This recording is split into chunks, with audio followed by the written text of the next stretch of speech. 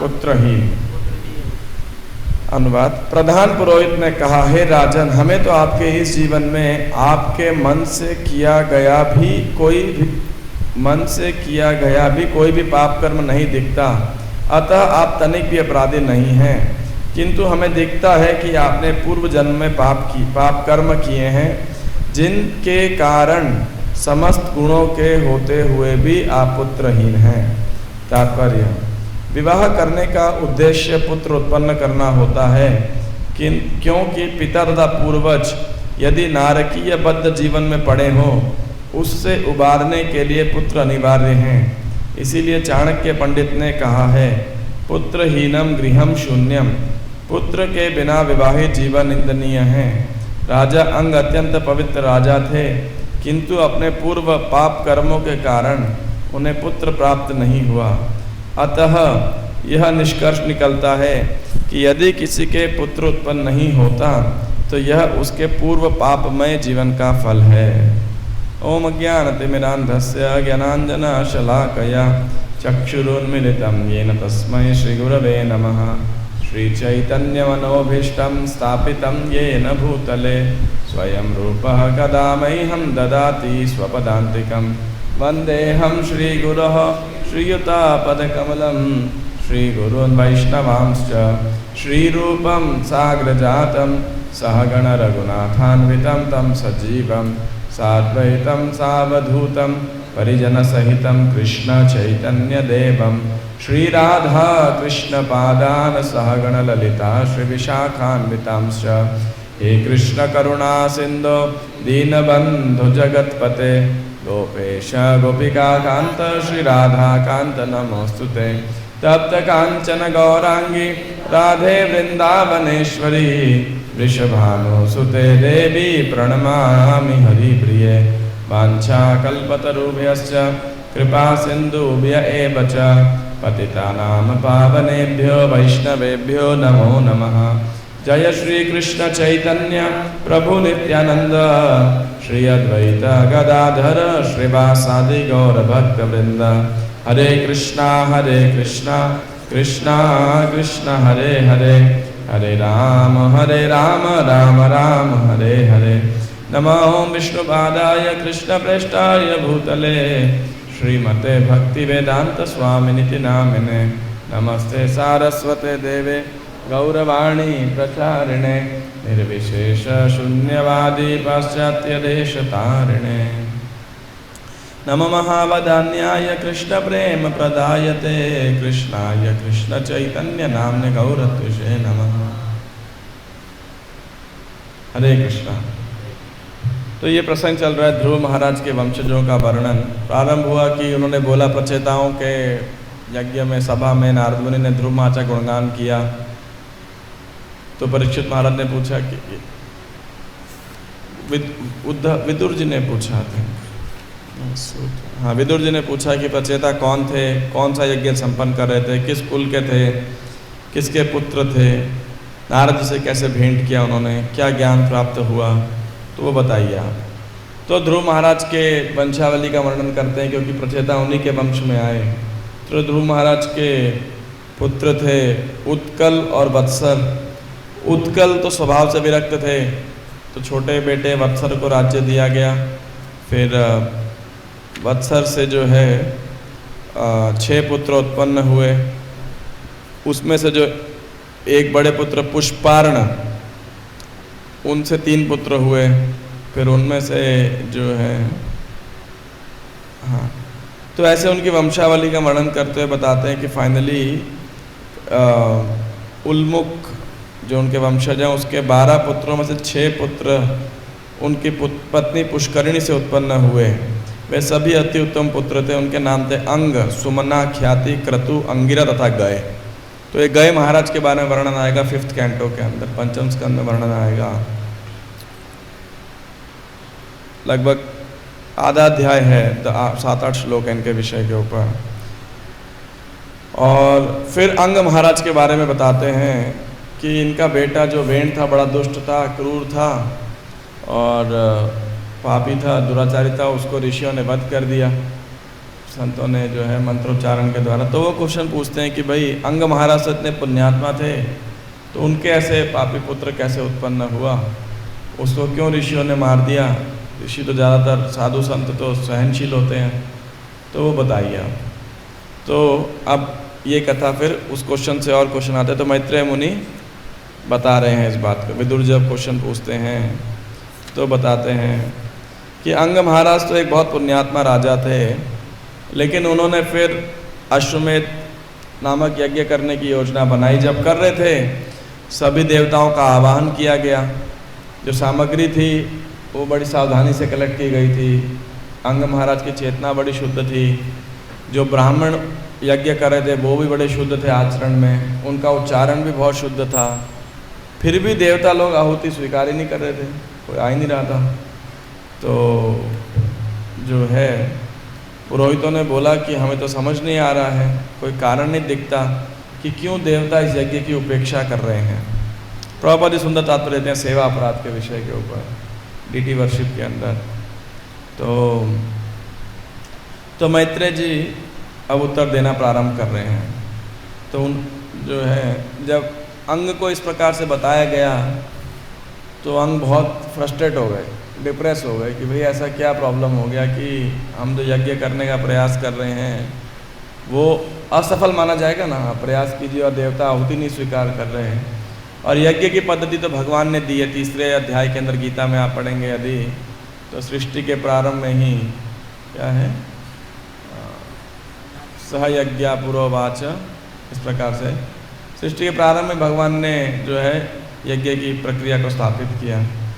तो उन्होंने फिर अपना मौन व्रत तोड़ा और पुरोहितों से पूछा कि भाई ऐसा मेरे से क्या अपराध हो गया, ऐसा क्या कारण हो गया जिसके द्वारा देवता लोग नहीं आ रहे। कुछ अपराध हुआ होगा तभी तो नहीं आ रहे। तो सदस्पतय उचुहु, सदस्पतय मतलब कि जो हेड प्रीस्ट हैं या पुरोहित हैं, तो उन्होंने उत्तर दिया कि हे राजा देखो, इस जीवन में तो हमें लगता नहीं कि आपने कोई पाप किया है, लेकिन पिछले जन्म में आपने अवश्य पाप किया है जिसके कारण ये देवता आपके यज्ञ में नहीं आ रहे।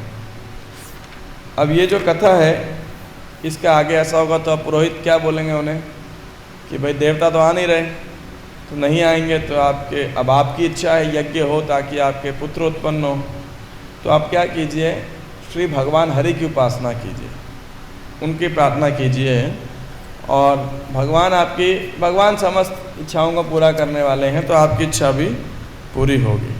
तो ठीक है, अंग महाराज ऐसा भगवान विष्णु की उपासना करते हैं और जैसे ही विष्णु की उपासना करते हैं अग्नि कुंड में आहुति डालेंगे। एक देवता प्रकट होंगे, खीर लेकर के आएंगे, पायसम, और वो प्रदान करेंगे। तो जो है राजा ने उसको सूंघ करके और अपनी पत्नी को दे दिया। जब पत्नी को दिया तो क्रमशः समय के साथ में वो अपने पति से गर्भवती हुई और जो है एक पुत्र को उत्पन्न दिया। वो पुत्र निकला बड़ा क्रूर, उसका नाम था वेण। वो बचपन से ही इतना बदमाश था, खेलते खेलते जैसे कोई बच्चा के साथ खेल रहा है और कुछ झगड़ा हो गया तो उठा के कुएं में फेंक देता था उनको, है ना। मतलब हाथापाई करी अलग बात है, गाली गलौज किया ठीक है, मारपीट किया समझ में आता है, इतना तो बच्चे करते हैं, चलो आपस में झगड़े, किसी का खिलौना छीन लिया, थोड़ा उल्टा सीधा बोल दिया, लेकिन वो सीधा कुएं में फेंक के मार ही देता था उनको। मतलब बचपन से वो सीरियल किलर था, मर्डरर था, ऐसा है ना। राजा का लड़का था तो कोई ज़्यादा बोल भी नहीं पाते थे, क्या बोलेंगे। तो देखा अंग महाराज ने तो बहुत प्रयास किया उसको सुधारने का, शिक्षा देने का, डिसिप्लिन करने का, हर प्रकार से, लेकिन वो ज़रा भी अनुशासित हुआ ही नहीं, है ना। और ज़्यादा बिगड़ता था और क्रूर था। और अब एक उत्तराधिकारी था, तो ऐसे पूछा, बाद में प्रश्न आएगा कि ऐसा क्यों हुआ। तो इसके पीछे रीज़न बताते हैं कि जो अंग महाराज की पत्नी है वो सुनीता काल की पुत्री है। तो मृत्यु की तो वो जो गुण हैं, पिता का गुण पुत्री में आता है, पुत्री का गुण फिर पुत्र में आता है, ऐसा बोला जाता है। माता का गुण पुत्र में और पुत्र का गुण फिर पुत्री में, जनरली ऐसा साइकोलॉजिकली, वैदिक साइकोलॉजी के अनुसार इस प्रकार से बताया जाता है। तो इसीलिए वो माता तो काल की पुत्री है, तो काल के गुण, अब काल को सबको मारना ही है ना, मृत्यु के देवता को तो सबको मारना ही है, तो वही गुण वेण के अंदर भी आता है और वो बहुत अत्याचारी बन जाता है। और फाइनली वो यज्ञ बंद का ऐसा भगवान विष्णु के कहता है मेरी पूजा करो, उपासना करो, तो सब देवतागण मंत्रोच्चारण करके उसका वध कर देते हैं। अब वेण के होने का बहुत नुकसान था क्योंकि क्रूर था, अत्याचार, यज्ञ बंद कर, लेकिन एक फ़ायदा था। फ़ायदा क्या था? क्योंकि जब राजा ही बदमाशों का लीडर हो, एक नंबर का बदमाश हो, तो बाकी सारे बदमाश दबके रहते थे, तो कम से कम प्रजा को अत्याचार नहीं होता था। लेकिन अब जब वेण को मार दिया तो ये सारे उपद्रवी जितने भी छोटे मोटे डाकू लुटेरे दस्यु थे सब जागृत हो गए। तो ऋषि मुनि ने देखा भी अब क्या किया जाए, जब राजा नहीं रहेगा, बोलते ना क्या है, नहीं मामा से काणा मामा अच्छा है, no blind uncle better than no uncle, है ना। तो मतलब चलो नहीं राजा से तो अच्छा है कोई तो हो राजा।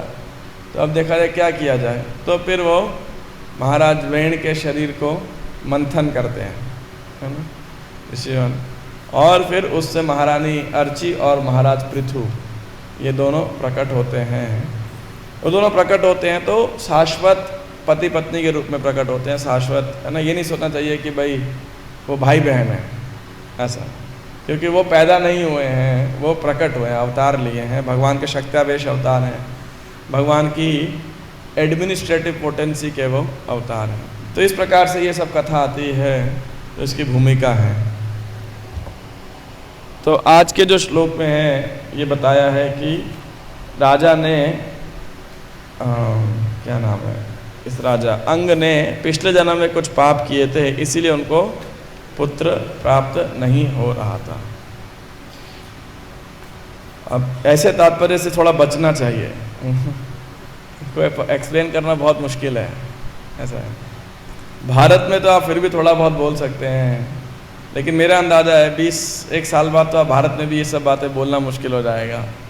ऑलरेडी अमेरिका के अंदर और कई वेस्टर्न कंट्रीज़ में, यूरोपियन कंट्रीज़ के अंदर, स्पेशली अमेरिकन कंट्रीज़ के अंदर, वो प्रभुपाद जी के परपोर्ट्स को लेकर के, प्रभुपाद के कई स्टैंड्स को लेकर कई बारी थोड़ा लोगों का बहुत स्ट्रॉन्ग अपोजिशन रहता है। तो इसी तात्पर्य में से मैं आपको 3-4 लाइनें पढ़ाता हूँ, आप ही बताइएगा उस पर आपकी क्या राय है ना?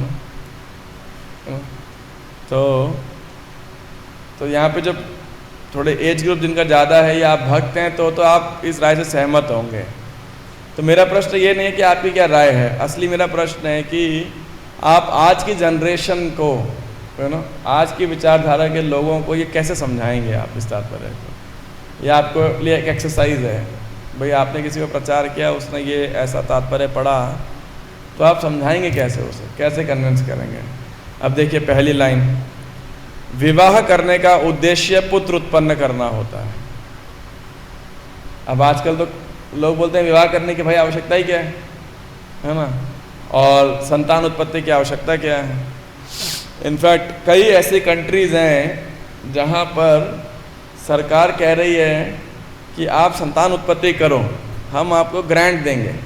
क्यों? क्योंकि उन कंट्रीज़ के अंदर जो उस कंट्री के नेटिव लोग हैं, वो इतने आबादी कम हो गई है कि बाहर के ही लोग आकर के वहाँ पे रह रहे हैं। तो जो क्या कुछ समय बाद तो उनकी जो क्या बोलते हैं, मतलब रेस है या प्रजाति तो नहीं कहना चाहिए, मतलब है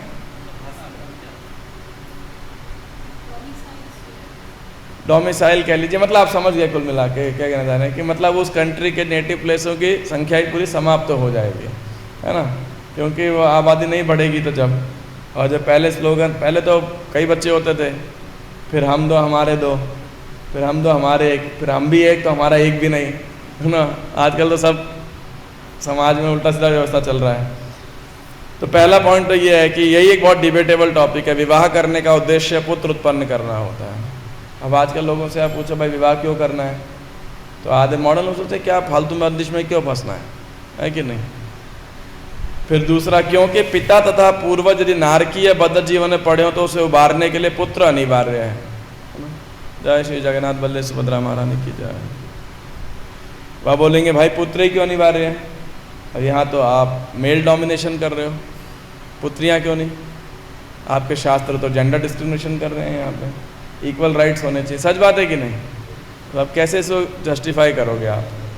या तो हम प्रभुपाद जी की बुक में चेंज करें बाद में, ऐसा चेंज करना चाहिए, क्योंकि माता पिता या पूर्वज यदि नारकीय जीवन में पड़े हों तो उन्हें उबारने के लिए संतान अनिवार्य है कि नहीं? समय के साथ में हो सकता है अपने जीवन काल के अंदर उस जनरेशन को देखे जो डिमांड करेगी that we should make this changes in Prabhupada books.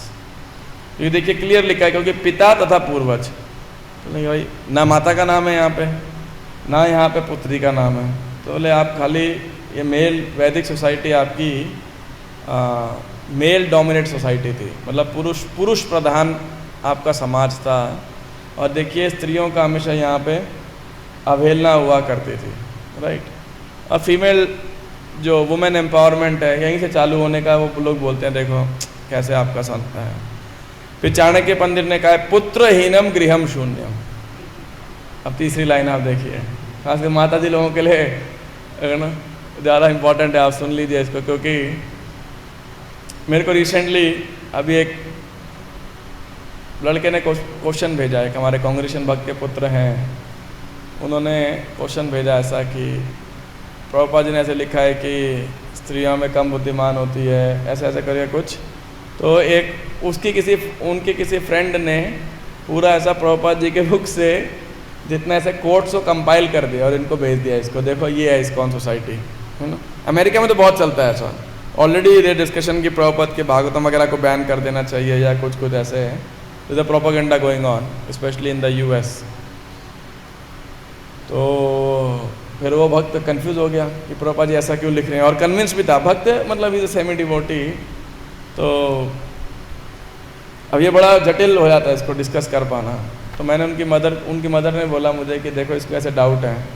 तो मैंने एक फरीदाबाद में लेक्चर दिया था, पहले यहाँ रोहिणी में भी कई साल पहले लेक्चर दिया था, वो योषित क्रीड़ा मृगेशुचा करके 3rd कैंटो में कपिल देव की शिक्षा में से। तो मैंने उनको वो लेक्चर फरीदाबाद में, उसकी रिकॉर्डिंग थी मेरे पास में, यूट्यूब पे लिंक था। मैंने कहा पहले सुन लो, बाद में चर्चा करेंगे। कौन दोबारा चर्चा करेगा अभी। फिर उनकी मदर को भी दिया, वो मदर बोली कि इसको ऐसे डाउट है, देखो ये और इस्कॉन में डाउट है, वैसे भी और डाउट बढ़ते जाता है इसका। तो मैंने कहा ठीक है आप भी लेक्चर सुनो, और फिर आपसे तो क्लोज ही आपसे बात करेगा तो आप उत्तर देना, आपको कुछ अच्छे पॉइंट्स मिल जाएंगे इसके अंदर, बाकी कुछ बचेगा तो मैं क्लियर कर दूंगा।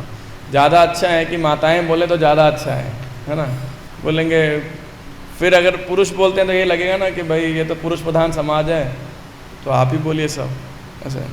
तो ऐसे कभी तात्पर्य हो तो ज़्यादा अच्छा है। गृहस्थ भक्त है उससे भी अच्छा है कोई सीनियर माता जी वगैरह होना, तो वो बोले ज़्यादा अच्छा है। एनीवे आगे, अब पुत्र के बिना विवाहित जीवन निंदनीय है। एक तो पहले तो लोगों को लगता है विवाहित जीवन ही आजकल होना चाहिए, नहीं होना चाहिए, और उसके बाद उनको लगता है कि लड़कियां होना ज़्यादा अच्छा है, कुछ लायक होंगी, लड़के तो सारे नालायक होते हैं, है ना, तो लोगों को लगता है। फिर आप देखिए यह निष्कर्ष निकलता है कि यदि किसी के पुत्र उत्पन्न नहीं होता तो यह उसके पूर्व पापमय जीवन का फल है।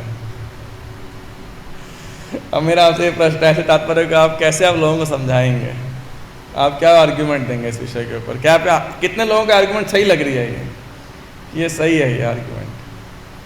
आप में से कितने भक्तों को लग रहा है आप, है ना, पुरुषों में तो सही लगनी चाहिए, है ना भाई, बिल्कुल सही है ना। सबको लगेगा कि भाई हम तो धरती पे अवतार हैं है ना। और फिर देखो आप माता पिता को बताइएगा, देखो आपने पुण्य कर्म के तब हम पैदा हुए थे, है ना।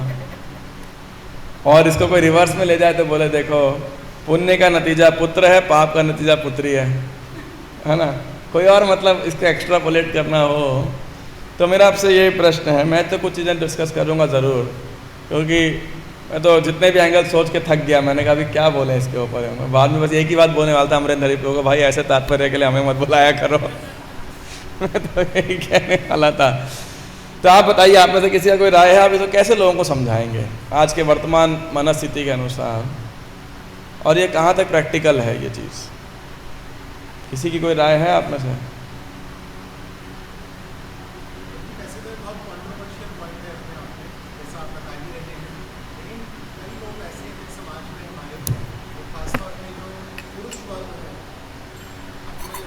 हाँ, जैसे पुरुष वर्ग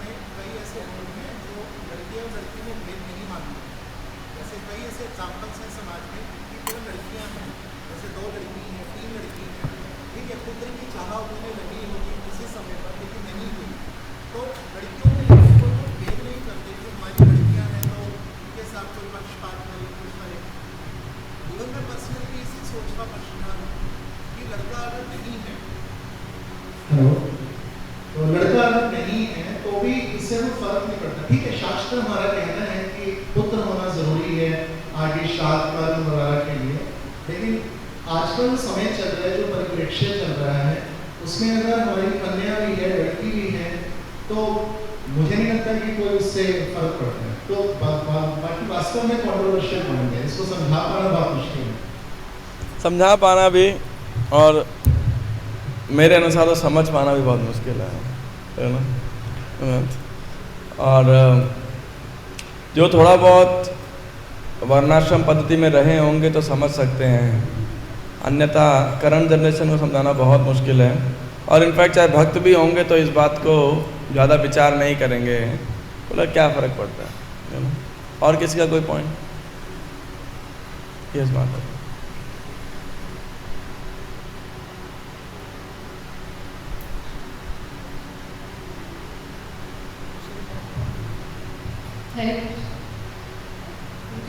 वैदिक अनुसार हम लोग देखेंगे तो हमें बार-बार प्रभुपाद यही कहते हैं और बहुत से उदाहरणों से भी प्रभुपाद ने समझाया है कि जब हम भेद नहीं कर रहे, मनुष्य को हम आत्मा के रूप में जब हम देखते हैं, हम स्त्री और पुरुष में भेद ही नहीं कर रहे, तो उस लेवल पर आके जब हम इस थॉट्स को लेके जाते हैं कि चाहे वो स्त्री हो चाहे वो पुरुष हो, अगर वो भगवान की भक्ति में लगा हुआ है तो उसके उस शरीर क्या उसको मिला हुआ उससे कोई इतना फर्क नहीं पड़ता।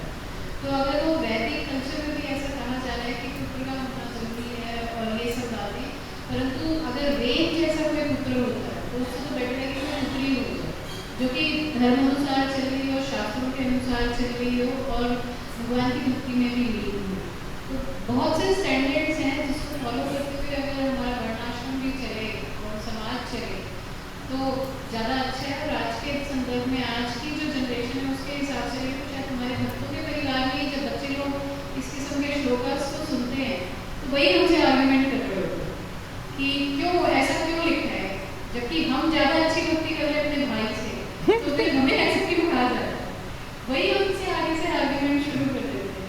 तो ऐसे समय में वही उनको समझाना पड़ता है कि don't think about your body कि तुम्हें कौन सी बॉडी मिली, तुम्हें बस ये स्टैंडर्ड अपना रखना है कि हाँ क्या शास्त्र कह रहे हैं, भगवान को कैसे पहुँचने का क्या मार्ग है, बस वही कह के उनको सेटिस्फाई करना पड़ता है। और ये भी बताना पड़ता है कि कहीं ना कहीं शास्त्र ठीक है, बट स्त्रियों को ये नहीं कहा गया कि वो तुच्छ है या निम्न है या उनकी अवहेलना करेगी। एक्चुअली हमारे शास्त्रों में तो बुरा ना मानिएगा, लैंग्वेज के अनुसार तो स्त्रियों को थोड़ा बोला ही जाता है कि निम्न है ना। स्त्रियों वैश्या तथा शूद्रास्ते एपि यान्तिम पराम गतिम, क्या है श्लोक 9th चैप्टर का? माम च नहीं क्या है? स्त्रियो वैश्य तेपि स्यु पाप योनयः, ये सब पाप योनि है, उसमें क्लियर बोला था स्त्रियाँ शूद्र और वैश्य। तो आप बोलेंगे क्लियर लिखा है इसमें, है ना। और कोई किसी की राय? ओके, माता जी इसमें किसी की राय नहीं है क्या? माता जी को दीजिए पीछे। प्रभु जी, जैसे अभी हम पढ़ रहे हैं कि बेहद पुत्र पैदा होता है और वो कर्म ऐसे करता है तो उससे माँ बाप की कोई मुक्ति नहीं होती, वो माँ बाप को मुक्त नहीं कर सकता, चाहे उसके संस्कार। वेण को छोड़ दीजिए एक बार यार, मैं तो सिर्फ कॉन्टेक्स्ट को ले रहा हूँ। आप उसी की आगे मैं बता रही हूँ, उसका एग्जाम्पल लेकर बता रही हूँ। अगर हम भक्ति नहीं करते हैं, इस धाम में आने का हम इस जो हम इस संसार में आए हैं इसका हमारा उद्देश्य है भगवान की सेवा करना, भगवान के दास बन के रहना, ठीक है। अगर हम भक्ति में आ गए, जो भक्त हैं, अगर मान लीजिए हमारा पुत्र भी नहीं है, अगर हम भक्त हैं तो और भक्त हमारा संस्कार करेंगे, क्रियाकर्म करेंगे, तो वैसे भी हम स्वर्ग में चले जाएंगे, मुक्त हो जाएंगे। ऐसे पुत्र से भी क्या फायदा जो भेड़ के बराबर हो या फिर जो भक्ति में नहीं लगा है। अगर हम भक्ति में नहीं लगे हैं तो वैसे भी हमें नरक में तो जाना ही है। तो तभी हम मुक्त नहीं होंगे। तो इसीलिए हमारा उद्देश्य इस जीवन में आने का उद्देश्य है भक्ति करना, भगवान की दास बनना। तो वो करेंगे तो भक्त अपने आप जो भक्त परिवार है वो हमारा सारा क्रियाक्रम करेगा, तो हम इसी स्वर्ग में चले आएंगे। ठीक है, कोई लास्ट इनपुट किसी का? बोलिए। मैं थोड़ा सा बस ये चाह रहा हूँ कि एक सामाजिक लेवल पे आप इसको कैसे समझाएंगे। आप लोग बहुत आध्यात्मिक स्तर पे बात कर रहे हैं, है ना। What I want is technically called theological application, है ना। इसको अगर आप टेक्निकल लैंग्वेज में बोलेंगे कि समाज में ये तात्पर्य कैसे एप्लीकेबल है या नहीं है, क्योंकि लोग जनरली क्या करते हैं, इस पार्ट को उठाएंगे, उसमें भक्ति तो है नहीं, तो उसको आप कैसे समझाएंगे इस विषय को?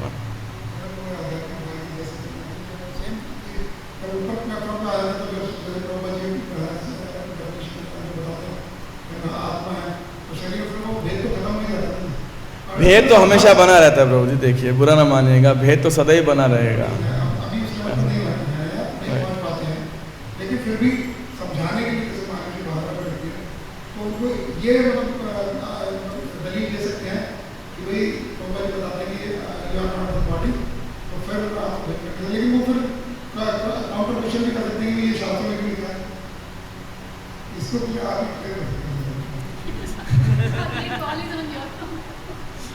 His ball is always in my court. That is not a problem. एक और भी है ना, मतलब परसों एक व्यक्ति का फोन आया, धनाढ़ व्यक्तियों के उन्होंने शादी की, पुत्र वगैरह की, लेकिन भाई अपने नागपुर उनके अकाउंट में बैलेंस है और लगभग 60,000 रुपये की वो आ रही है, पेंशन आ रही है, और भतीजा वगैरह रिलेटिव है, उनके अकाउंट में ट्रांसफर करने के लिए उन्होंने वो सारी बिल बना दी कि मरने के बाद ही होगा, लेकिन मेरे को फोन आता है कि कोई ऐसी संस्था है जो मेरा आदमी क्लियर कर रहा है। मतलब ये स्थिति समाज की है, तो इसको देखकर भी शायद उत्तर लोग समझ में आ रहे हैं, समझा सकते हैं ऐसे एग्जाम्पल्स के माध्यम से कि भाई कोई वो नहीं है। ठीक है, अभी सीमित समय है, I just don't want to take up all the controversies. देखिए, इसको समझने के लिए सबसे पहले समझना चाहिए कि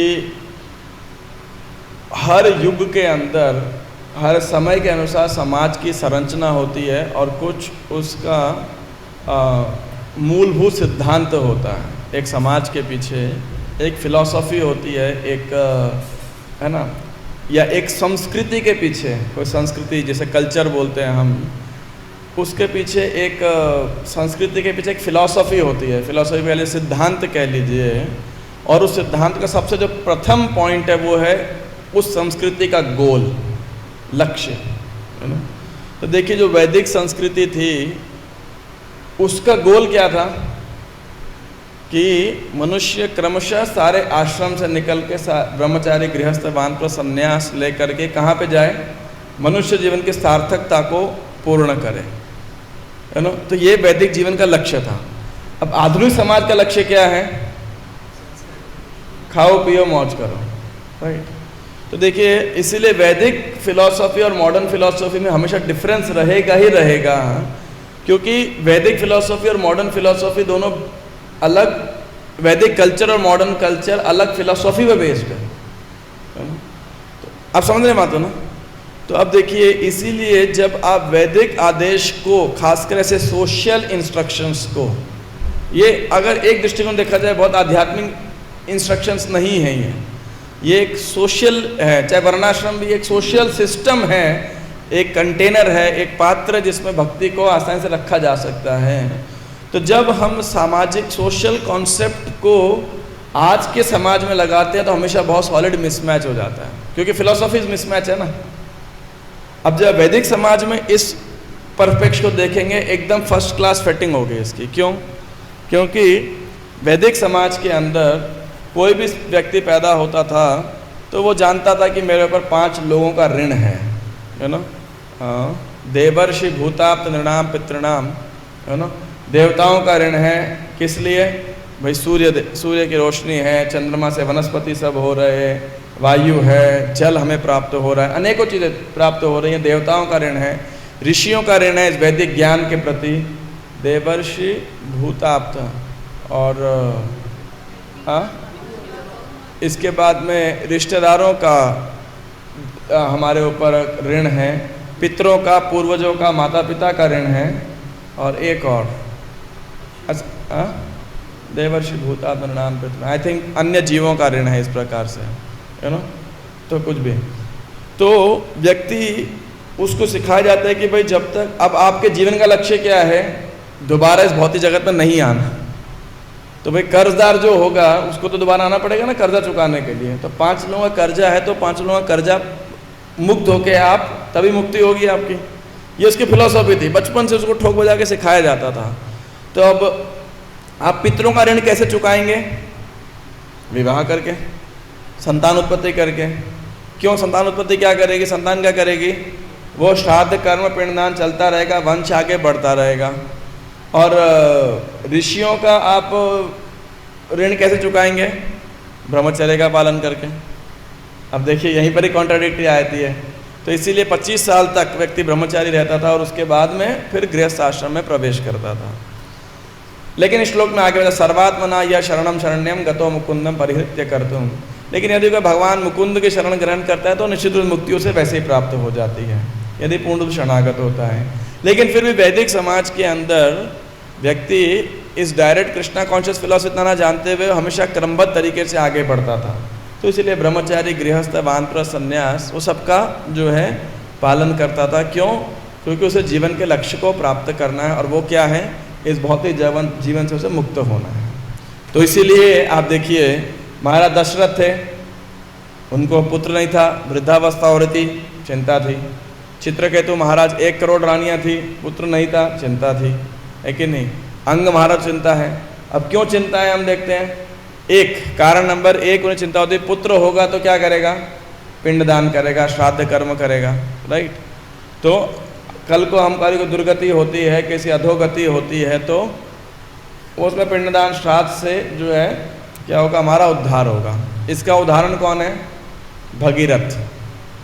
जब आई थिंक सगर महाराज के 60 या 60 हजार पुत्र थे, तो वो घोड़ा को लेने के लिए गए, कपिल देव जी से भस्म हो गए। और फिर तो भगीरथ ने तपस्या किया, बीच में आई थिंक दिलीप या अंशुमान वो उन्होंने तपस्या के लेकिन सफल नहीं हुए थे। तो भगीरथ जी ने किस लिए तपस्या किया? गंगा जी को लाने के लिए, अपने पूर्वजों के उद्धार के लिए, राइट। तो इसलिए जो है पूर्वजों का उद्धार एक बहुत महत्वपूर्ण चीज़ है, क्योंकि पूर्वज देखते हैं अगर कोई किसी अधोगति में है, सफ़र कर रहे हैं, तो वो देखते हैं कि हमारे ख़ानदान में कोई है क्या जिसको हमने उत्पन्न किया और वो हमारे लिए कुछ कर रहा है ना। श्राद्ध करना, पिंडदान, भगवान का प्रसाद अर्पित करना, तो उससे उनकी जिस भी योनि में है वो उससे उनको लाभ होता है। लेकिन जब पिंडदान श्राद्ध नहीं होता है तो वो पितर भी, वो पूर्वज भी बड़े परेशान होते हैं कि देखो कैसे बदमाश आदमी को हमने अपने कुल में जन्म दिया, कुछ करता ही नहीं है कि नहीं। तो इस रीति में बड़ा बल दिया जाता था इसके ऊपर और अन्य वैदिक चीज़ों के ऊपर। तो अगर अब देखेंगे तो व्यक्ति विवाह क्यों करता है? कि भाई पुत्र होना चाहिए, है कि नहीं। आज के लोग विवाह क्यों करते हैं? भाई काम इच्छा को पूरा करना है, बुरा ना मानिएगा। और फिर वो देखते हैं कि भाई अब शादी की क्या जरूरत, इतनी बंदिशें हैं, है ना। क्योंकि पर्पस भूल गए। तो मैरिज की भी उस पूरी सोसाइटी का जो इंफ्रास्ट्रक्चर है, यू नो, जो उसका थ्रेड्स हैं लेंथ एंड ब्रेड्थ में, वो सारे अलग थलग हो गए, है ना। दशविध संस्कार होते थे जन्म से लेके अंत्येष्टि तक। अब जब भगवतधाम जाना ही नहीं है तो संस्कार की वैल्यू क्या है? कोई वैल्यू ही नहीं है ना। तो फिर विवाह भी एक संस्कार था, उस संस्कार की कोई वैल्यू नहीं है। फिर भाई पुत्र पुत्रियाँ क्यों चाहिए? जब भाई जब भगवतधाम जाना ही नहीं है, मुक्त होना ही नहीं है, श्राद्ध कर्म कराना ही नहीं है, तो फिर संतान की ज़रूरत क्या है? जब संतान की ज़रूरत नहीं तो विवाह की ज़रूरत क्या है? और विवाह की ज़रूरत क्या? फिर ऐसे ही रह सकते हैं, है ना। लिव इन रिलेशनशिप है, और उसके लिए आप आजकल पता नहीं आप में से कितने लोगों को पता होगा, बहुत हल्ला चलता रहता है LGBT, lesbian, gay, bisexual, transgender. I am sure if you know about that, you know. तो इवन भारत के अंदर भी I think that is allowed now, है ना। गे मैरिज इज अलाउड, या they were sanctioned, you know. पहले live in sanction किया, फिर you know extra marital relationship को उन्होंने सैंक्शन किया, और उसके बाद में लेस्बियन और गे रिलेशनशिप को सैंक्शन किया है। इनफैक्ट आज के करंट NCERT बुक्स के अंदर छोटे बच्चों को जब फैमिली के बारे में पढ़ाया जाता है तो आप हैरान हो जाएंगे। नॉर्मली फैमिली मतलब क्या है? मम्मी है, पापा है, 2 बच्चे हैं। लेकिन वहाँ बताते हैं आजकल कई प्रकार की फैमिलीज़ हैं, है ना। ऐसा फोटो में दिखाया जाता है कैसे है, 2 जेंट्स हैं, उनका एक बच्चा अब हो सकता है कभी है, क्यों वो होमोसेक्सुअल है, 2 औरतें हैं उनका एक बच्चा है क्योंकि वो लेस्बियन है, राइट। तो ऐसे उल्टे सीधे कॉन्सेप्ट हमारे आज के वर्तमान के टेक्स्ट बुक्स के अंदर पढ़ाए जा रहे हैं। अगर आप में से वो टीचर्स होंगे या छोटे बच्चों के आप बुक्स देखेंगे, this is what they are learning in our schools, you know, all goes to secularism in India, you know, Bharat के सेक्युलरिज्म हिंदी में क्या बोलते हैं, धर्मनिरपेक्षता की जय हो। एनीवे जो भी है क्यों लोगों को लगता है संतान की आवश्यकता नहीं है, गोद ले लो, है कि नहीं, विवाह की आवश्यकता नहीं है, लिव इन रिलेशनशिप में रहो, और जब आपका मन उब जाए तो पार्टनर चेंज कर लो, क्या फ़र्क पड़ता है, पूरी ज़िंदगी एक खूंटे से कैसे बंधे रह सकते हैं। औरतें भी सोचती हैं, आदमी सोचते हैं, क्योंकि जीवन का लक्ष्य है। जब जीवन का लक्ष्य ही चेंज हो गया तो समाज की फिलॉसफी चेंज हो गई। तो फिर आप देखिए अब जब वो जीवन का लक्ष्य था तो ये सारी चीज़ें करेक्ट हो जाएंगी। पुत्र चाहिए, पुत्र नहीं है, जब धृतराष्ट्र को चिंता थी तो धृतराष्ट्र ने पूछा भाई कि, तो इसीलिए पुत्र को माना जाता था। दूसरा कारण पुत्र क्यों इन राजाओं को चिंता क्यों रहती थी, क्योंकि राज्य का उत्तराधिकार संभालने के लिए एक राजा का कर्तव्य है कि वो नेक्स्ट सक्सेसर दे, जो समाज का पालन कर सके, यू नो, प्रजा को चलाने की। ये उनकी एक बहुत बड़ी जिम्मेदारी हुआ करती थी राजाओं की, यू नो, कि एक नेक्स्ट राजा जो न केवल जन्म से हो वरन प्रशिक्षित हो पूर्ण तरीके से। और जब वो प्रशिक्षित हो जाता था उसका राज्याभिषेक करके वो अपना वानप्रस्थ की ओर शांति से निकल जाते थे, क्योंकि ये उसका कर्तव्य था। एक जैसे माता पिता अपने बच्चों के लिए विल छोड़ के जाते हैं कि वो मेंटेनेंस रहे, ऐसे ही राजा भी जो है उसकी जिम्मेदारी थी। तभी देखिए दशरथ जी, चित्रकेतु महाराज, इन सब की यही एक टेंशन रहती थी हमेशा कि कैसे उत्तराधिकार प्राप्त होगा।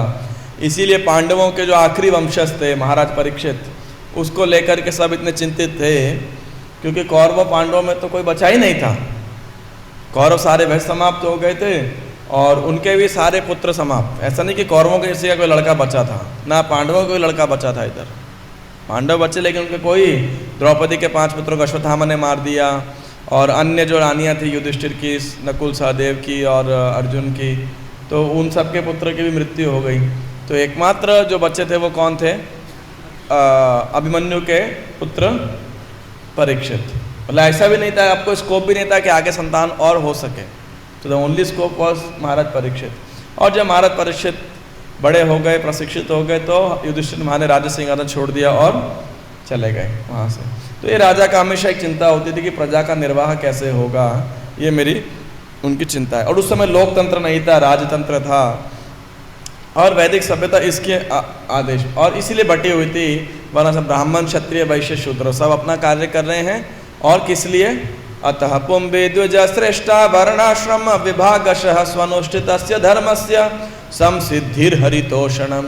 सब अपना अपना कार्य कर रहे हैं, ब्राह्मण, क्षत्रिय, वैश्य, शूद्र, लेकिन किस लिए, हरितोषणम, भगवान की प्रसन्नता के लिए उस कार्य को कर रहे हैं। तो ये थी वैदिक फिलॉसफी, राइट।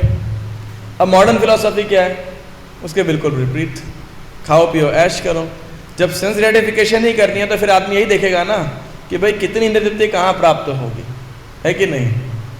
अब भाई विवाह की आवश्यकता नहीं है, लिव इन रिलेशनशिप में रहिए, लेकिन संतान की आवश्यकता नहीं है, लेकिन यौन जीवन की आवश्यकता है ना। तो लोग क्या करते हैं, एबॉर्शंस है तो बात नहीं, एबॉर्शन करा लेंगे, कॉन्ट्रासेप्टिव्स यूज़ कर लेंगे, यू नो, अलग प्रकार गर्भ निरोधक इस्तेमाल कर लेंगे कि भाई जिम्मेदारी ना उठानी पड़े संतान की, है ना, लेकिन आनंद पूरा लिया जाए। तो इसलिए वैदिक लाइफ में, you know, sex life is for procreation not for recreation. यानी यौन जीवन कोई आनंद भोग के लिए नहीं है, वो संतान उत्पत्ति के लिए था, राइट। इसलिए पूर्व काल में फैमिली प्लानिंग का कॉन्सेप्ट ही नहीं था, यू नो।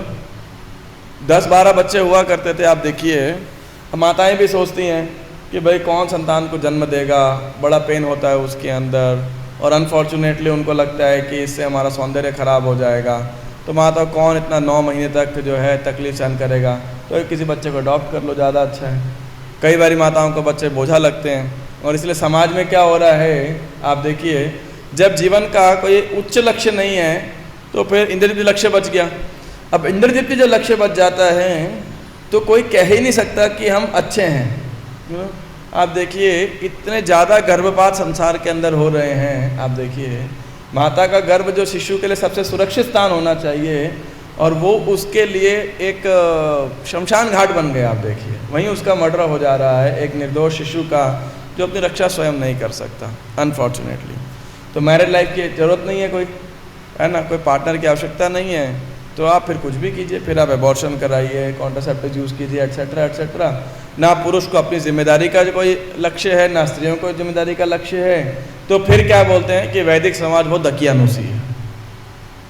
तो अब सिंपल सी बात है, फिर जो आजकल आप देखिए इतना बवाल होता रहता है मीडिया के ऊपर, मनुस्मृति को लेकर के, इसको लेके, अगर आप थोड़ा बहुत भी सोशल मीडिया फ्रीक हैं तो आपको बहुत सारे आर्टिकल मिल जाएंगे उल्टे सीधे, कि बारंबार ये दिखा करके कि भैया सनातन धर्म, वैदिक संस्कृति क्या है, बहुत ही मतलब ऑर्थोडॉक्स है, बहुत ही रूढ़िवादी है, और बहुत ही इसमें फ्लॉज हैं। ये क्या थी सती प्रथा, क्या था ये जातिवाद, और ये सब ना बेकार है बिल्कुल, लाइक दैट। अब जैसे मान लीजिए मनु संहिता के अनुसार में, या हमारे अन्य जो आचार संहिताएं हैं, जो लॉ बुक्स हुआ करती थी, ह्यूमन कोड ऑफ कंडक्ट होता था।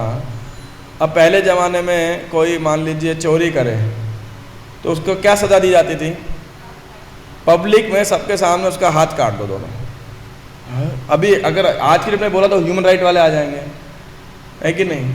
अब ये शासन प्रक्रिया थी, हाथ काट दो तो क्या होगा इससे, आप बताइए, फायदा होगा नुकसान होगा? करना चाहिए नहीं करना चाहिए आपके अनुसार, क्या कहते हो आप?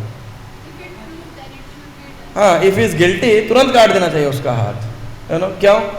इससे बाकी सब चोर लोग डरेगा, है कि नहीं? अब उसको आप जेल के अंदर दामाद के ट्रीटमेंट दोगे तो भैया हर आदमी चोर ही बनेगा फिर, है कि नहीं? आप देखिए आज के समाज के ये ह्यूमन राइट्स के चलते क्या कईयों के और ह्यूमन राइट्स खराब हो रहे हैं। अब पहले कोई स्त्री की और कोई गलत दृष्टि देखता था उसकी आंख निकाल देते थे, बस बात खत्म, है कि नहीं? तो कोई देखेगा ही नहीं, आदर के सम्मान से देखेगा, है कि नहीं? लेकिन आज देखिए आप, जब वो 2011-12 में जो कांड हुआ था बस के अंदर, 7-8 साल बाद फांसी सजा को लेकर कितना बवाल हुआ, इतने साल तक तो, है ना? और दूसरा इसके पीछे क्या तात्पर्य था? अब ये तो हो गया भौतिक दृष्टि से देखा ली, लेकिन इसका बड़ा आध्यात्मिक मूल्य भी था। भाई किसी ने पाप किया, अब इस पाप का अगले जन्म में भोगना पड़ेगा, भैया अभी दे दो, निपटा दो उसको, है कि नहीं? ज़्यादा अच्छा है। लेकिन क्योंकि पुनर्जन्म का कोई कॉन्सेप्ट नहीं है, भगवत नाम जाने का कोई कॉन्सेप्ट नहीं है, ट्रांसफर कोई कॉन्सेप्ट नहीं है, तो क्या है? ह्यूमन राइट्स, है ना? अब आप जानवरों को मारिए, खाइए, कोई फ़र्क नहीं पड़ता है ना? काहे के ह्यूमन राइट्स आप बताइए? तो पूरा समाज जो है, अब आप देखिए पेटा करके एक ऑर्गेनाइजेशन है, protection of ethical treatment to animals, तो बड़े बड़े कॉन्फ्रेंस करेंगे, आधे लोग उसमें जाके उनके डिनर में, उनके लंच और डिनर के अंदर नॉनवेज होगा, है कि नहीं? और वो भारत में आकर के हमको सिखा रहे कि बैल के नाक में नकेल नहीं डालनी चाहिए। अरे भाई सदियों से, हजारों करोड़ों सालों से यहाँ डालते आए हैं, बैल बना ही कर रहे, उनको कहता नहीं जानवर के ऊपर अत्याचार है ये।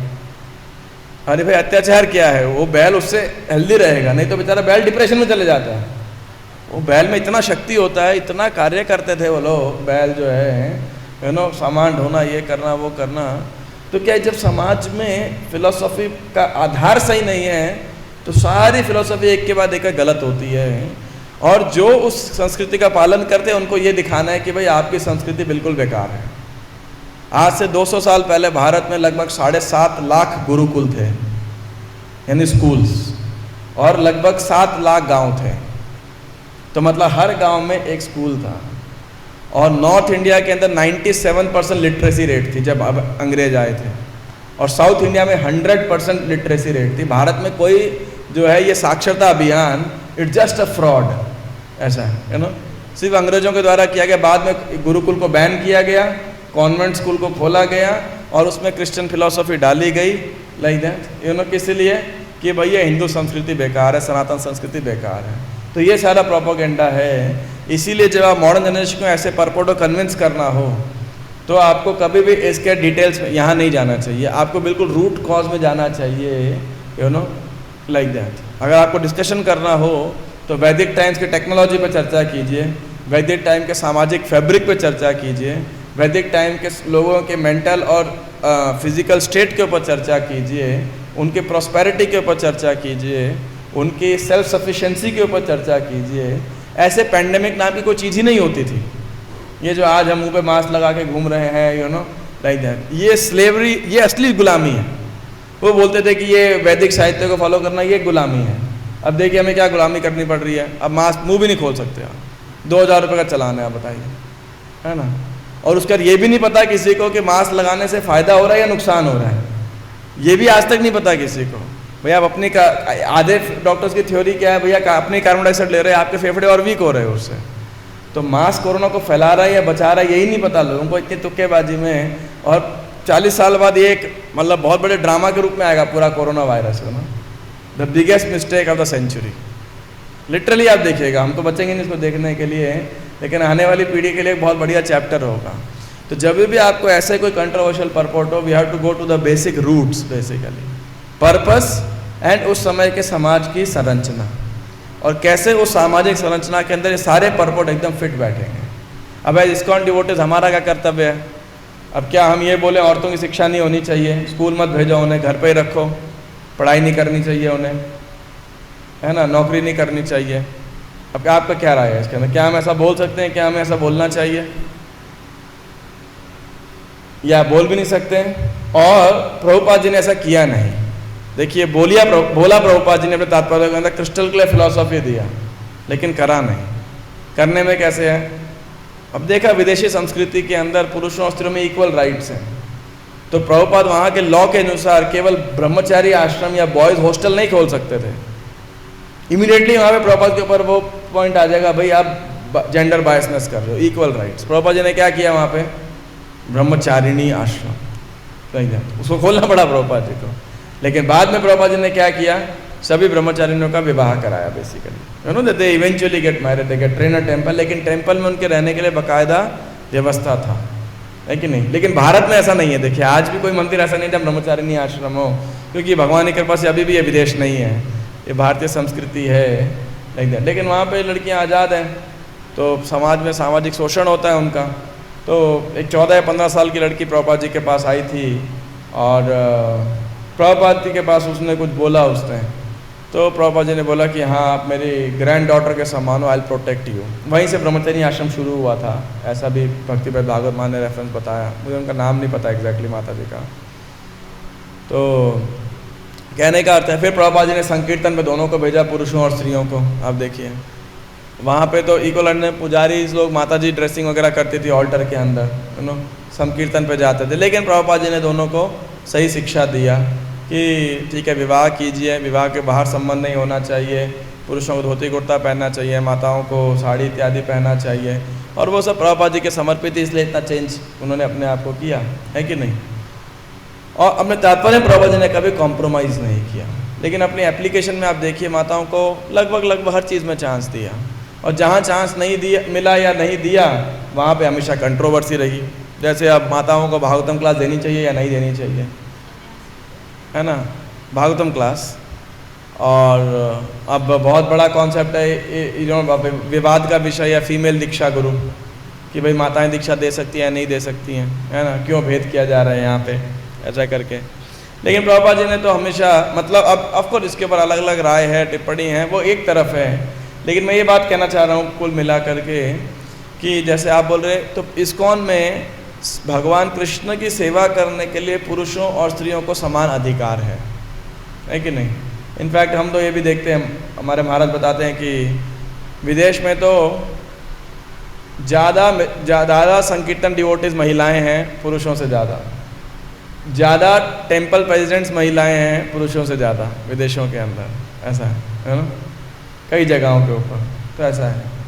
और मेरा जो तजुर्बा है या एक्सपीरियंस है 2 जगह का, पंजाबी बाग का और पुणे का, तो दोनों जगह का एक ही अनुभव था। मैं डायरेक्टली तो कांग्रेगेशन नहीं था, लेकिन जो कांग्रेगेशन लीडर्स ने, तो सबका कहना है कि हमारे पास माता जी लीडर ज़्यादा हैं, प्रभु जी लीडर कम है ना, ऐसा है। उन्हें कहना है कि माताएं ज़्यादा डायनामिक हैं या रिसोर्सफुल है या जो भी है, एक्टिव हैं ज़्यादा, और पुरुष लोग कम एक्टिव हैं, यू नो, उनके समुदाय के अंदर या लीडरशिप लेने में या समय नहीं है या जो भी है। तो इसीलिए इस्कॉन में जनरली अच्छा है पुरुषों और स्त्रियों के देह के अनुसार भेद होना चाहिए, बिकॉज शास्त्रिक प्रिंसिपल है फायर एंड बटर।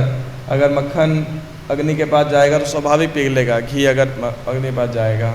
लेकिन सेवा करने में कोई पाबंदी नहीं है, ऐसा करके कोई पाबंदी मतलब कोई भेद नहीं है कि नहीं माता निकृष्ट है तो सेवा नहीं कर सकती, पुरुष ही सेवा कर सकते हैं, वैसा नहीं है। माता लोग हमारे इस्कॉन मंदिर में बहुत सेवाएं करती हैं, इवन बुक डिस्ट्रीब्यूशन करते हैं, है ना। और तो इसीलिए प्रभुपाद जी ने अपने शब्दों में जो सिखाया, लेकिन देखना चाहिए उसको सामाजिक संरचना में कैसे उसको अप्लाई किया, राइट। ये इम्पोर्टेंट पार्ट है। तो ऐसे अगर कोई हमसे डिबेट करे तो हमें बोलना चाहिए, नहीं देखिए भगवान की सेवा करने में इस्कॉन में कोई भेद नहीं है इसके अंदर। हाँ, भेद अलग बात है कि माताएं लोग दीक्षा अभी तो नहीं देते हैं और समाज में स्वीकृत भी नहीं है और इसकी आवश्यकता भी नहीं है ज़्यादा, है कि नहीं। तो इसका मतलब ये नहीं है कि माता लोग प्रचार नहीं कर सकती हैं, माताओं को गाइड करना चाहिए, वही बेटर समझ सकते हैं उन्हें। तो इस प्रकार के कई चीज़ें हैं जो हमें भक्तों को समझाना चाहिए, समझना चाहिए। और जेंडर इक्वालिटी तो एक बहुत बड़ा मिसनोमर है। देखिए इनफैक्ट कई समाज के अंदर तो अभी आजकल क्या होता है कि औरतें बोलती हैं कि हम भी किसी से कम नहीं हैं, तो हम ही अंतिम संस्कार कर देंगे। अब पहले कई समाज में तो आज भी माताएं लोग शमशान घाट में नहीं जाती, कई समाज के अंदर। क्यों नहीं जाती?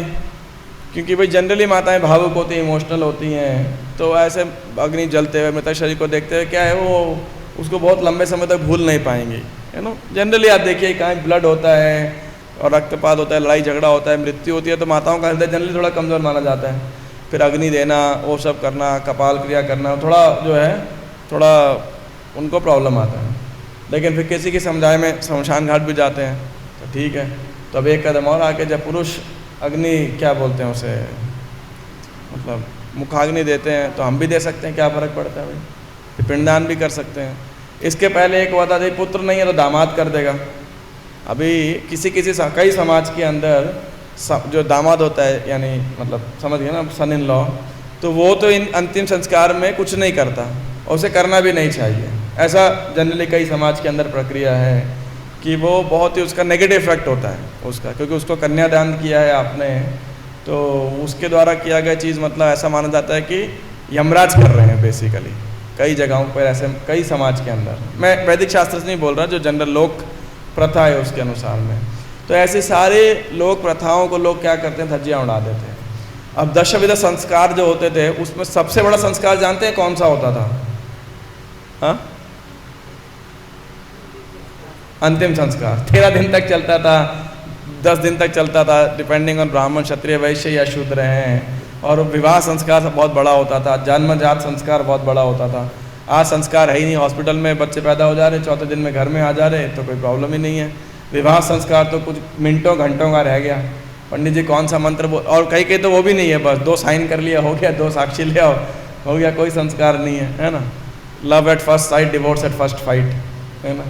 सो कोई संस्कार नहीं है। अंतिम संस्कार तो वैसे इतना शॉर्टकट हो जा रहा है ना, 4 दिन में ख़त्म कर दो, लॉट ऑफ थिंग्स इसके अंदर, क्योंकि जीवन का लक्ष्य ख़त्म है।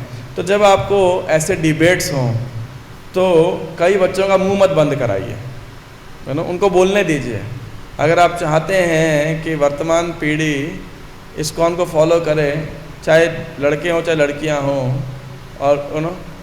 और क्योंकि वो पढ़ाई कर रहे हैं तो they have become more thoughtful, उनको ज़्यादा एक्सपोजर है, तो इसीलिए हम प्रचारकों को भी जो है कहने का अर्थ है कि अप टू डेट होना पड़ेगा और उनके इस क्वेश्चंस को लॉजिकली उत्तर देना पड़ेगा। ऐसा है। So we have to also tell them how Vedic civilisation किस प्रकार से परफेक्ट थी और किस प्रकार से आधुनिक समाज के अंदर कितने सारे डिफेक्ट हैं, लाइक दैट। थोड़ी प्रगति ज़रूर की है हमने, लेकिन डिफेक्ट आप देखिए तो कितने डिफेक्ट हैं, और फिर उस कॉन्टेक्स्ट के हिसाब से उनको बताएंगे तो समझ पाएंगे, अच्छा ठीक है ये कॉन्टेक्स्ट है, इसीलिए हम यही नीति नियम। तो अब क्योंकि जीवन का लक्ष्य तो कभी चेंज नहीं होने वाला है, तो हमारे शास्त्र कभी चेंज नहीं होने वाले हैं। आज सामाजिक संरचना, सामाजिक सिद्धांत, दर्शन थोड़ा चेंज हो गया है, लोग पथभ्रष्ट हो गए हैं, तो इसका मतलब थोड़ी कि वैदिक साहित्य भी पथभ्रष्ट होकर उनके अनुसार फिलॉसफी बोलेंगे। वैदिक वचन तो अकाट्य होने चाहिए कि नहीं होने चाहिए।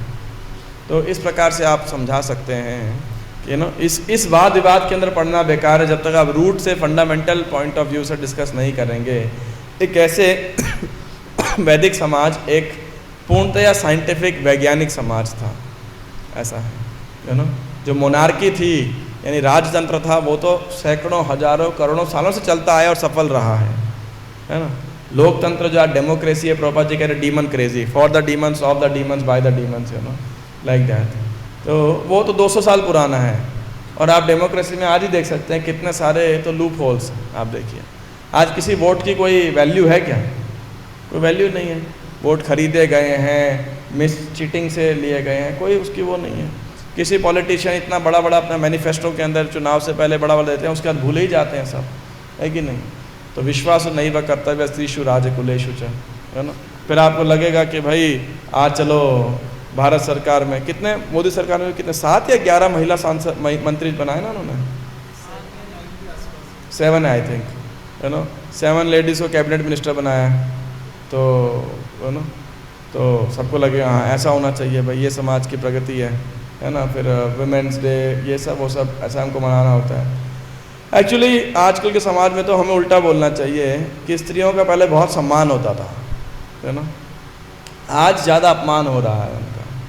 मैं जनरली एक पंजाबी बाग में एक बार एक से कोई टॉपिक लेक्चर था, तो मैंने उनको बोला कि मेरे दादाजी, हालांकि मैंने उनको देखा नहीं क्योंकि मेरे होने से पहले ही वो समाप्त हो गए थे, लेकिन अपने पिताजी से सुना है कि वो दादी को जानते हैं क्या बुलाते थे?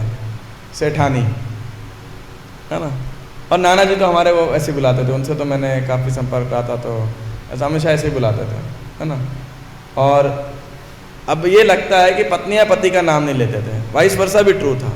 पति भी अब सम्मान के कारण अपनी पत्नी का नाम नहीं लेता था, पब्लिक में तो कतई नहीं लेता था। ऐसा है, अगर आपने इस पूरी पहले की पीढ़ी देखी हो, कहाँ नाम लेते थे? वो बोलेंगे इसकी माँ, उसकी माँ, ऐसे बुलाते थे कि नहीं, है ना। हाँ गाँव वगैरह में बुलाते होंगे, आजकल तो ना स्त्रियाँ पुरुष दोनों एक दूसरे को नाम से ही बुलाते हैं, पति पत्नी। शहरों में तो क्या है ना, नेम्स और निक नेम्स सब चलता रहता है ऐसा। तो पॉइंट ये संस्कृति थी। अब क्या पुरुष प्रधान क्यों हो गई? क्योंकि पुरुषों को नहीं शिक्षा है कि भाई स्त्रियों का सम्मान कैसे करना है। तो अब क्या है, स्त्रियों को लगता है कि घर में रहना हमारा बड़ा अपमान है ना। घर में बड़ा सम्मान था, अरे भाई कोई कीमती सामान होगा तो उसको आप कहाँ रखेंगे? पब्लिक में लेकर के आएंगे या आप उसको सेफ में रखेंगे? तो ऐसी स्त्रियों का बड़ा सम्मान किया जाता था। और वास्तविकता में देखा जाए तो मुझे नाम भूल गया मैं किसी का, तो उन्होंने बोला कि स्त्रियों का जो स्थान है वो तो सर्वोपरि है, माता के समान उनका सदैव रिस्पेक्ट होता है कि नहीं।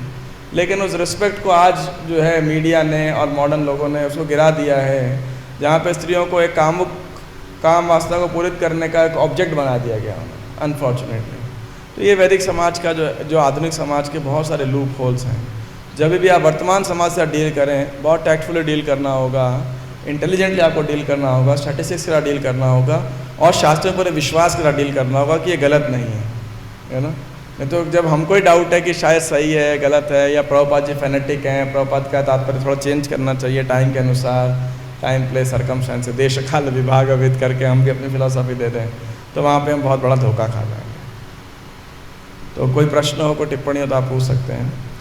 और एक लास्ट चीज़ इसमें ये कहना चाहूँगा कि कले दोष निधे राजन अस्ति एको महान गुणा कीर्तनादेव कृष्ण से मुक्त संगा परम रजत, है ना।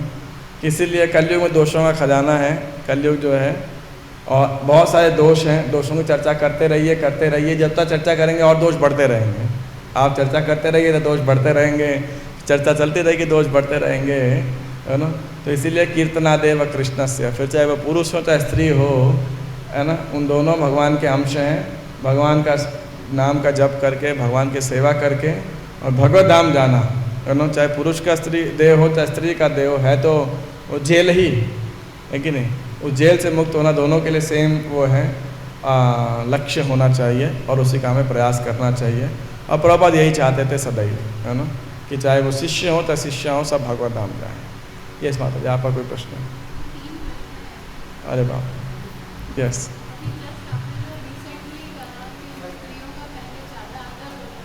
यस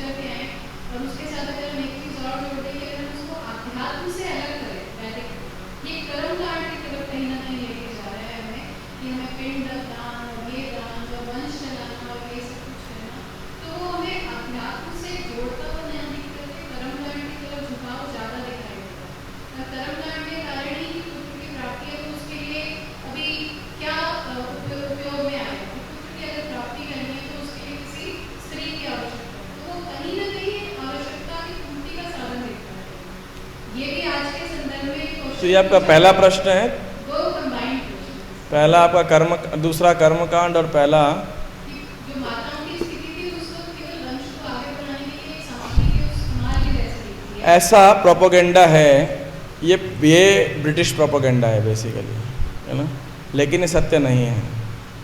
ये हमारे संस्कृति के प्रति जो ब्रिटिशर्स ने आकर के प्रोपोगेंडा किया गया, क्योंकि स्त्रियों को सदैव अर्धांगिनी के रूप में बोला जाता था, है ना। अर्धांगिनी मतलब वो पति के 50% काम में हमेशा शेयर होल्डर होती थी। तो इसीलिए प्रत्येक यज्ञ के अंदर, किसी भी धर्म अनुष्ठान के अंदर पत्नी का, धर्म पत्नी का विशेष स्थान हुआ करता था। देखिए रामचंद्र सीता माता को जंगल भेज दिया तो उन्होंने सोने की मूर्ति बना करके वो यज्ञ किया उन्होंने, है ना।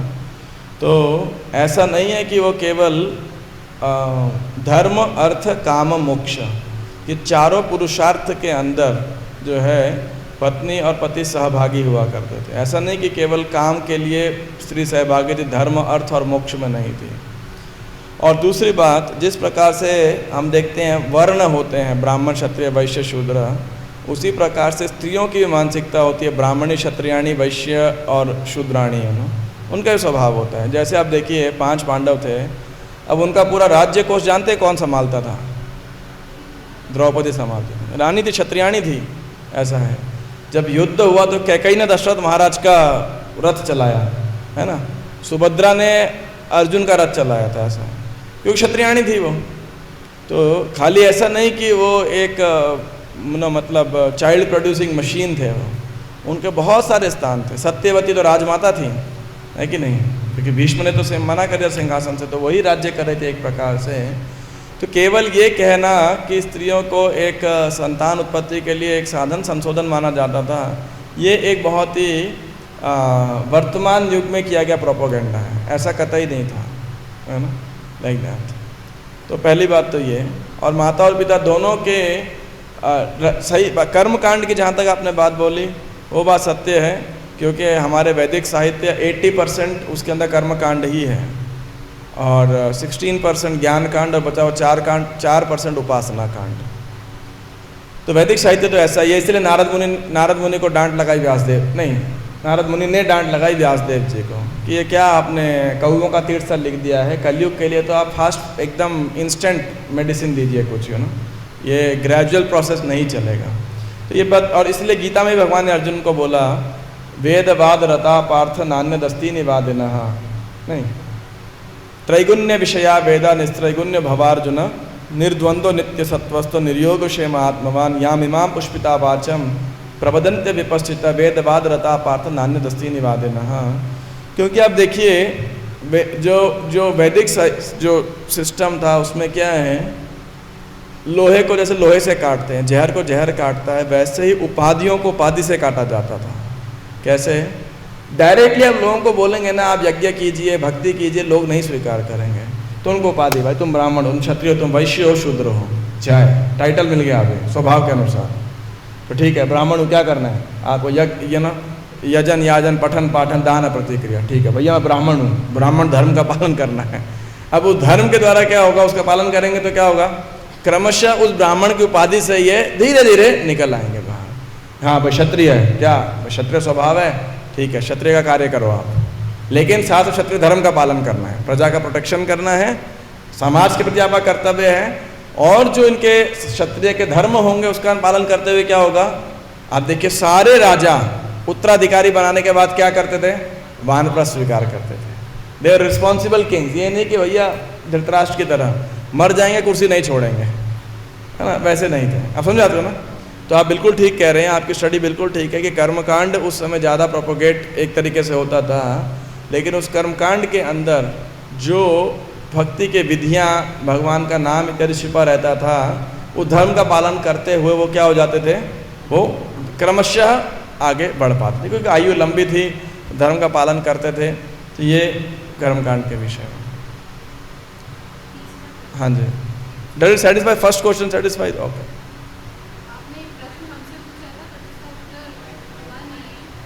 कौन सा? कि क्या आज के युग में, जैसा स्कॉल में भी कई बार कहा जा रहा है, क्या माताओं का जो पढ़ाई लिखाई, उनकी जॉब, क्या ये सब करना चाहिए, होना चाहिए, क्या तो में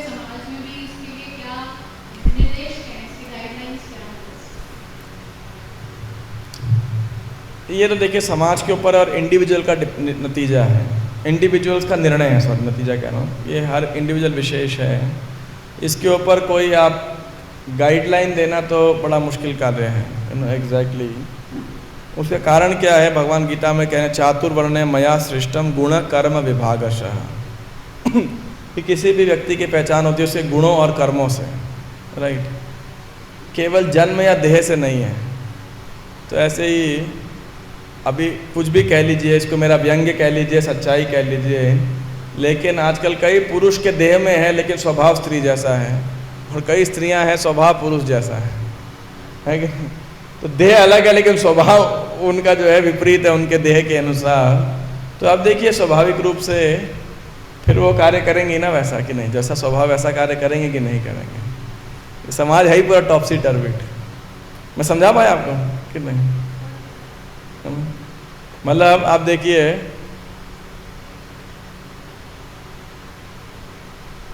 स्त्रियों का स्वभाव है पुरुष जैसा और पुरुषों का स्वभाव है कई स्त्रियों जैसा, है ना।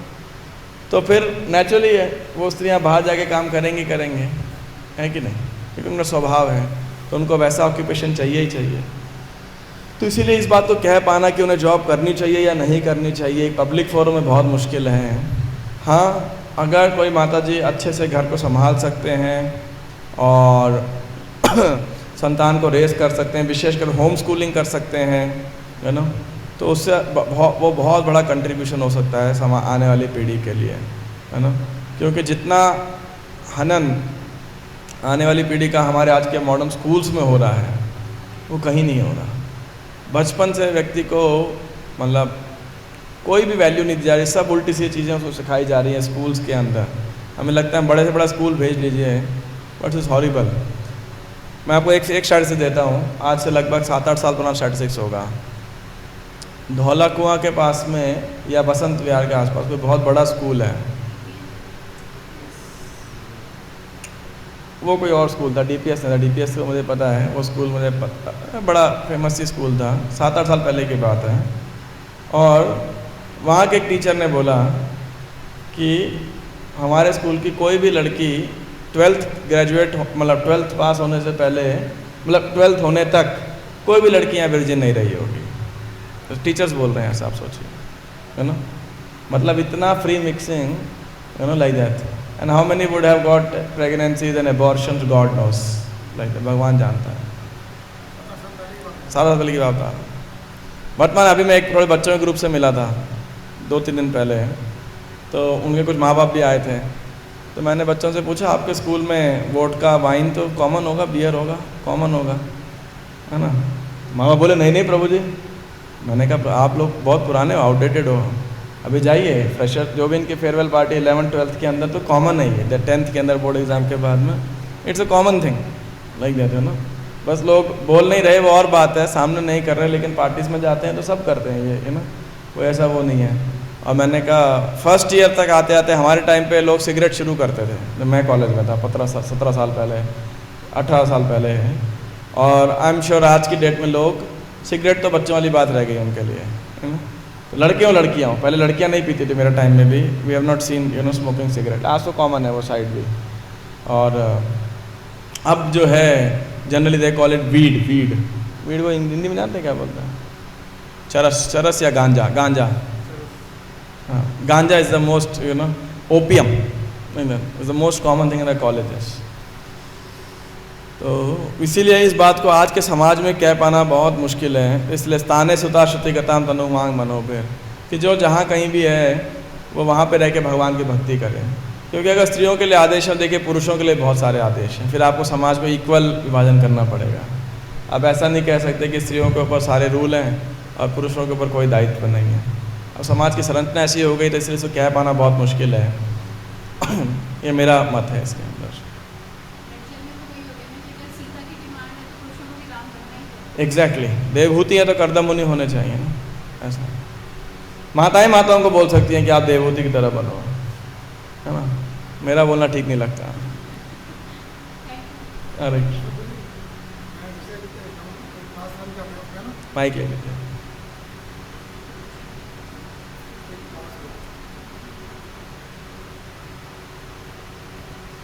ऑन करना पड़ेगा ना? अच्छा ठीक है, बोलिए बोलिए तो साहब।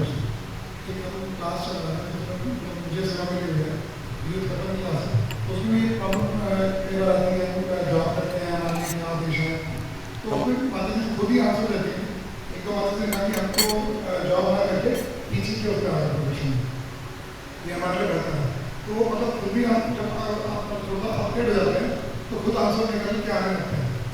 तो ऐसा नहीं जरूरी, अगर एक स्टैंडर्ड आंसर आप नहीं दे सकते कि नहीं आपको नहीं करना चाहिए, या शास्त्रों के अनुसार जो आपने बोला ना साइंस का पहले में कि आप यहाँ हैं, प्रयास कीजिए, आप सुबह लगा कर कीजिए, 4 महीने बहुत आनंद लीजिए, से और जो भी आपके पॉसिबल हो अपने हिसाब से करें। अगर मैं डाइट नहीं करूँगा नहीं, नौकरी छोड़ दीजिए, ये शास्त्रों में लिखा है, तो फिर तो एक्चुअली ये कहना भी ठीक नहीं होगा कि शास्त्रों में लिखा है ना, क्योंकि अब देखिए जो स्वभाव होगा, स्त्रियां वो कार्य हमेशा करती थी। ब्राह्मण, हाँ ठीक है, अलग बात है, पति को फॉलो करते थे वो। तो मेरा उसमें एक मत है कि आपने ये बोला तो कई बार यंग एज के अंदर या सोशल प्रेशर के कारण भी कई लेडीज़ जो बहुत एम्बिशियस होती हैं लेकिन समाज के प्रेशर से वो आगे नहीं बढ़ पाती, और खासकर तो इस्कॉन संस्था में अगर वो एम्बिशियस है तो उन्हें करने दो, है ना, क्योंकि अगर नहीं करने देंगे तो बाद में बोलेंगे हमें करने नहीं दिया, and they will become the biggest female activist, you know, like that. देखो हमें रोका गया था, हमें रोका गया था।